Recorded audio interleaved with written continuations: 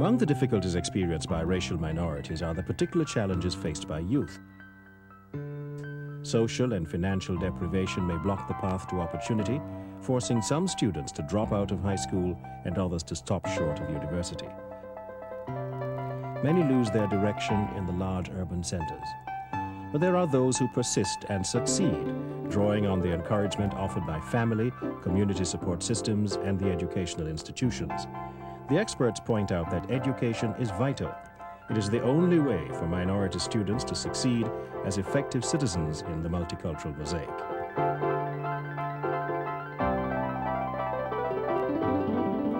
The road to success demands commitment from students, but also from the broader community. Dr. Percy Anderson, Associate Professor of Social Science at York University. It seems to me that a partnership, at the very least, a compact, if you will, needs to be developed in the sort of way that could have parents from the family, teachers from the school, community organizations and supportive network groups must work together. It's not the school's fault, it is not the parents' fault, and the operative word is only. It is not the student's fault only. It seems to me that unless and until we find the ways and means of bringing all of those parties together to discuss what could be done to improve the situation, our dropout lists are going to be larger and longer. I think the students themselves have a rich background and they have a lot of answers. They're the ones that are hurting. They're the ones that are experiencing a lot of the backlash and a lot of the fear and a lot of the alienation. And I think they have a lot of the answers themselves. What they see people of their own race in such fields is something that they can aspire to. But if they don't see anybody of their own kind in certain areas, then maybe they tend to believe that those areas aren't obtainable to them. I just didn't want to be another part of the statistics, well, another black student dropping out, I just wanted to make something of myself. I know there are people always there who will always put me down, tell me what's right and what's wrong, and always tell me that I can't make it, but I know I can make it. And I know that school is my only chance to make it in the future. I have to get into university, and the only way I can do that is to get a scholarship, because living with a single parent, my mother probably would not be able to afford it. What these students have in common is the dedication and persistence to tackle any challenges which might arise as they pursue their educational goals. That dedication is evident in Faithe Holder, a grade 11 student with a vision for her future. I'm planning on either doing something in medicine, preferably being a pediatrician, or doing something maybe in engineering, maybe something in the social sciences. I'm not sure at this point, so I'm keeping all my options open. Faithe and her mother are close and gain their greatest support from one another. Even though money is tight, they work together to make Faithe's dream of a professional career a reality. Well, she has a very good chance because her academic performance is very good for college, the university. But her first bet is always to get into medicine. And when she checked it out, she probably found out that medicine is going to cost so much more. And she thinks it's not being fair for her to be taking so much out of me. Well, I said to her, if you want to do medicine, you settle for medicine. And somehow or the other, you'll be able to make it. I have to get a scholarship in order to get into university, and that's what's keeping me going. I mean, I have to work for myself now, and I've realized that. But Faithe understands that education goes beyond the textbook.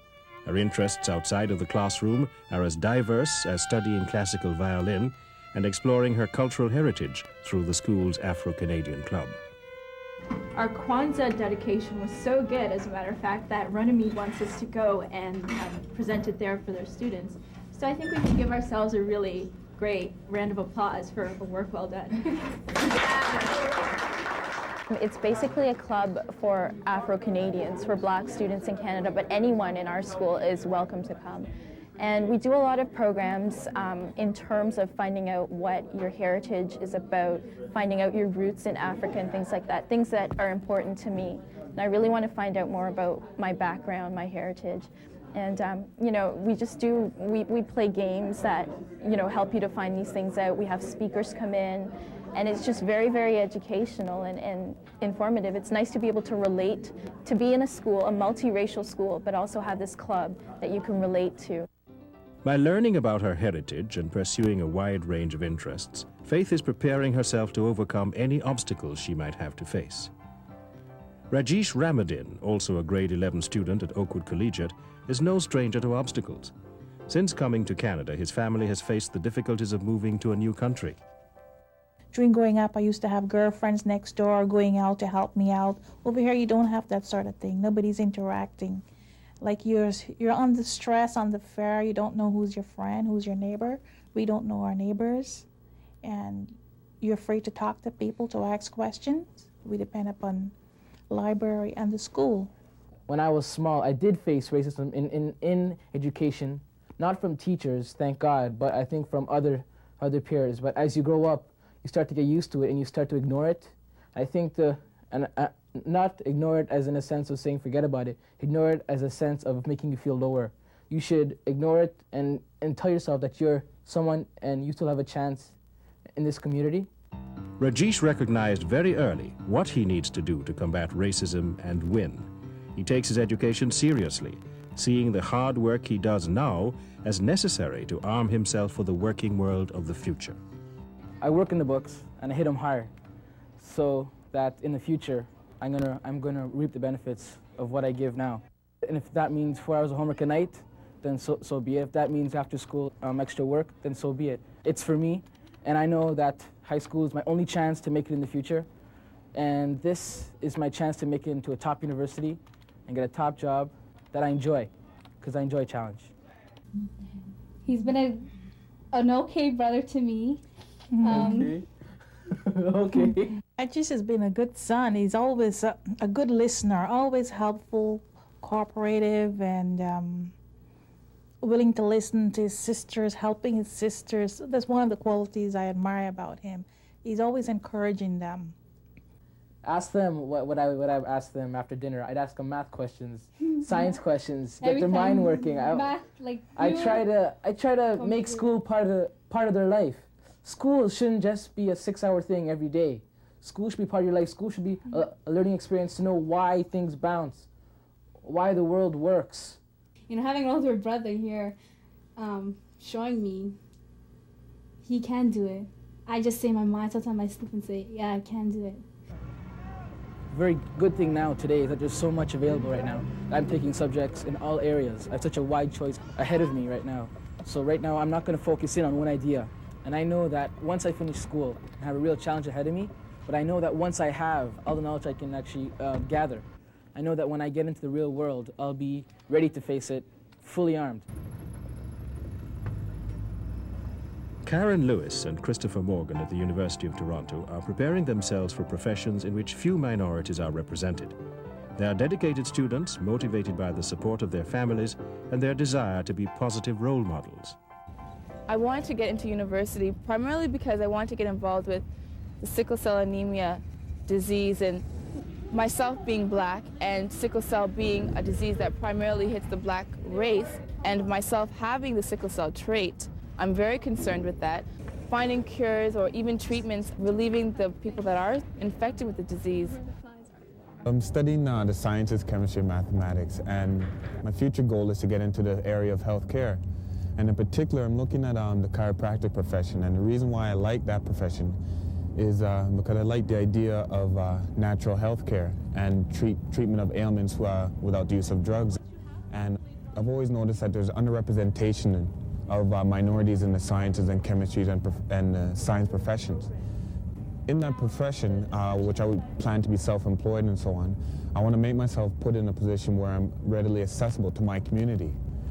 I had to separate myself sometimes from the friends that I had because it wasn't in my best interest to be included into what they were doing. And it took a lot of strength, I believe, on my part to kind of say, okay, well, this is a time for, you know, going to the movies, and this is a time for studying, and studying is what I did because I knew that, once again, I wanted to do something, and if you want to do something, you've got to work at it, you've got to be dedicated, discipline yourself. I had to work hard. It was no half effort. You have to make sacrifices, but in the long run, you wouldn't be disappointed. It's the best for yourself, it's the best for your community, it's the best for your family. Both my mom and my dad are essentially my power, because my mom is always telling me that she's come to this country and she's kind of had to take second rate to everything else, and she doesn't want to see me have to do that. For Karen, the church is the cornerstone of her outside support. I go to the Church of God and Saints of Christ, and we're small in number in Toronto, but we have tabernacles dispersed throughout the world. And the numbers don't really matter. It's the strength that I derive from these people that are within my church. It gives me a sense of morale and a sense of consciousness that I don't go astray.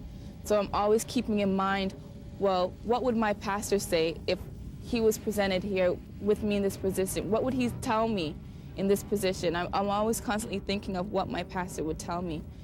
You also look back at history and at other people in the past who have gone through much more grave times, have conquered obstacles which make these obstacles very minimal. And if you can just realize that they have gone through it and have accomplished it, then that's also like a little push to realize that, you know, there's no reason why you can't carry on and take another step. Kim Meikle, a final year student at Queen's University, is driven by the need she recognizes in minority youth for guidance and counseling. She also thinks there should be more Canadian role models. Believing she has an important part to play in fulfilling these needs, Kim plans to teach high school. It's a program where I do my Bachelor's of Education degree at the same time while I'm doing my Bachelor's of Arts honors degree. And I'm doing a double major in English and drama. So that's what I'm currently studying right now. And Queen's University right now, I'm involved with a number of activities that are allowing me to help young adults. A group of us get together and we're going into the community, into schools in Kingston, because Kingston, there are very few minorities. And you could see, like, minorities, especially in Kingston, would feel very sort of lost. So we're going into the schools, public and high school, and we're just talking about Canadian Black history and American Black history and African culture. And we're putting on a few shows, and we're doing storytelling and things like that, just to reach out to them and show them that there are visible minorities that are making it and that are in the professional areas. She has chosen an excellent field, because from the fact that she likes to communicate and she likes to help, I believe teaching is one of the things that would afford her that opportunity to communicate and to help others. I do plan to teach in a very multicultural school, again, to be a role model to students. As with all the other students, strong parental support and sacrifice are crucial factors in making Kim's achievements possible. We have to be involved, we have to want to see that they get ahead, and not only just hope, but be part of them getting ahead. What can I do for Kim to achieve her goal at Queen's University? For instance, Kim was in a very serious car accident on October 19th of 1987, and it's a miracle why she's alive here now. I gave up my job of 21 years with the Ontario Ministry of Education so I could work with her at home, because she had a home study program then, and I could help her to get better, to take her to the appointments and work with her to emotionally talk to her, help her to overcome that very serious automobile accident in which she was seriously injured. So I believe if parents would be involved and be part of their children's education, we can do it. It was tough, you know, it was tough. It wasn't easy. And as you know, all the times that you called me, couldn't reach me, had the answering machine on. But I don't know if I told you that this year I might be on the Dean's Honors List. No. Did I tell you? That's great. Yeah. I feel very elated about Kim's performance to date, because she has been through some difficult times prior to going to university and while being in university. And I'm very excited and I'm very, very proud of Kim's accomplishment. One thing that all these students have in common is their association with the John Brooks Community Foundation in Toronto. Founded by Mr. John Brooks, this community support system has been working for over 10 years, encouraging Canadian youth toward higher standards in education, providing supportive counseling to young people and their families, and addressing the problems faced by visible minority groups in this society. The Foundation presents annual awards to students who achieve excellence in academic studies or artistic and athletic activities, and maintains an active and supportive contact with them throughout their ongoing education. I feel recognized for the first time, actually. Like, ever since I was small, I've been working at school, and I've never actually been recognized for my achievements. And I'm glad that there's someone out there who actually says, hey man, you're doing pretty good. Here's this award. We recognize your achievements. We appreciate the fact that you're working harder so you can eventually benefit your society. We deal with students from grade 7 to first year university. And the ones who are not doing well, we try to help them to do well. Some of the students has been around us for 10 years and are still around us.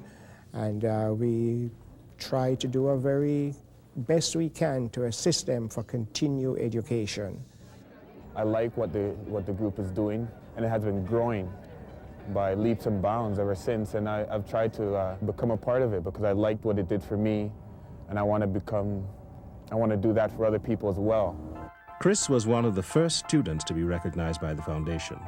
He has stayed involved over the years and watches other award winners such as Rachel Olive and Cornel Wright take the stage. Within the past 2 years, we have witnessed events which are guaranteed to have a substantial effect on future generations.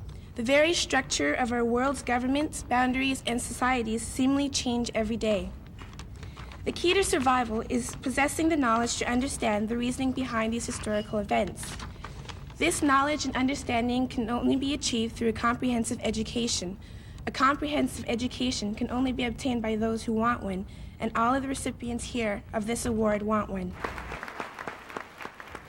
Ladies and gentlemen, we have before us today a new generation of young blacks. Young people who, in our schools and post-secondary institutions, are preparing to make exemplary and constructive contributions to our community, invoking the spirit of John Brooks.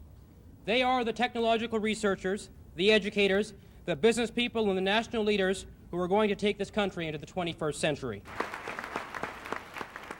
These students have talents, rich talents, and it's a matter of us as a community getting together and showing them that between us we can band together with them and support them.